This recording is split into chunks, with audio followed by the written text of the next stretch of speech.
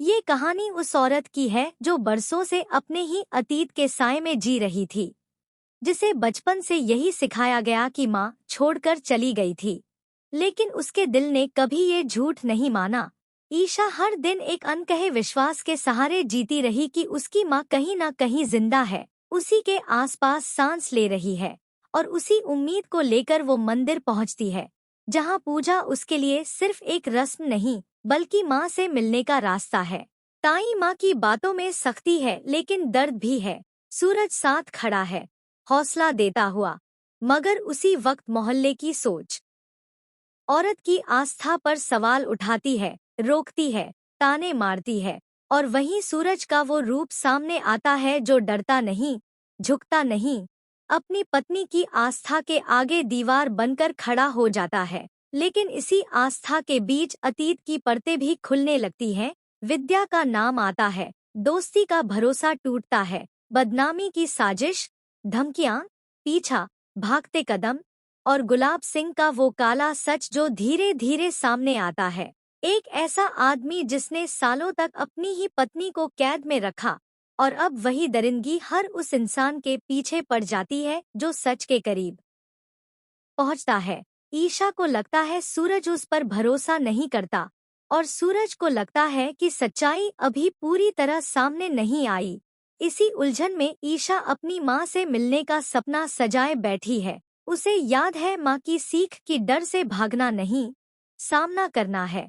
और शायद इसीलिए वो मंदिर में हर विरोध के बावजूद पूजा नहीं रोकती। शिव के नाम के साथ उसका विश्वास और मजबूत होता जाता है।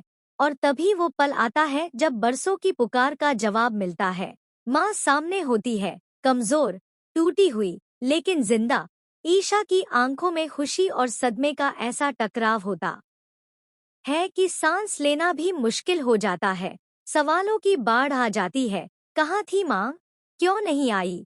और माँ की जुबान से निकला सच ईशा की पूरी दुनिया हिला देता है। वो सच जो बताता है कि ईशा की माँ को कैद करने वाला कोई और नहीं, बल्कि वही शख्स है जिसे ईशा अपना पति मानती है, वही सूरज जिस पर उसने आंख बंद करके भरोसा किया।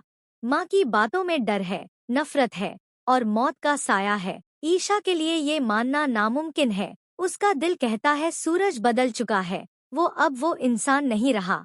लेकिन सवाल ये है कि अगर सूरज निर्दोष है तो उसने ये सच्चाई छुपाई क्यों? और अगर माँ सच कह रही है तो ईशा किस पर भरोसा करे?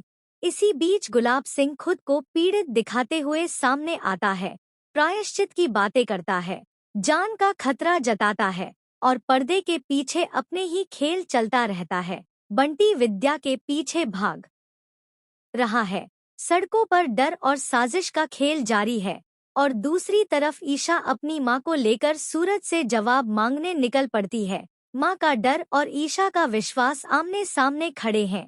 माँ कहती है सूरज हैवान है, ईशा कहती है वो बदल चुका है। लेकिन सच्चाई की ये लड़ाई अब जुबानी नहीं रहने वाली, क्योंकि जब रिश्तों की बुनियाद झूठ पर रखी जाए तो वो एक दिन हिलती जरूर है। और अब वो दिन आ चुका है जहां ईशा को तय करना है कि वो अपने दिल की सुने या अपनी माँ के जख्मों की।